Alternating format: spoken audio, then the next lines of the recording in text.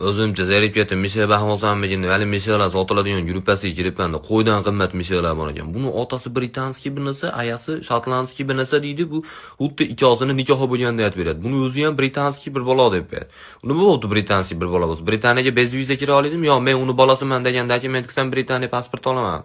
Necha pul desam $450 dedi. $450. Aka dedim, menga oddiy misha berani, etik kiygan mishi shart emas dedim. Miyav desa bo'ldi, bu ajjari guju deyish shart emas desam, uka siz olmayotganingiz buni kaprizini ko'tara olmaysiz, har oy veterinarga olib borish kerak. Chota siz chichqon ushamasa ovqat bermayman deydigan odamga o'xshaysiz deydi. $450 olaman ekan, u chichqon ushamaydi ekan u. Men qishlog'imdan o'g'rimishga ushab kelaman, $450 ga u bitta sasga bersam, butun Toshkentda chichqon kalamushlarini qirib yuboradi. $450, $450 ne только chichqon, u kiygi ushab kelish kerak menga, tushunyapsizmi? Veterinar har oy deydi. Nima sizlar $450 ga sahara borib, misha sotyapsizlar menga? Yo, dalenasi bormi? Yo, tishiga breket qo'ydirish kerakmi uni?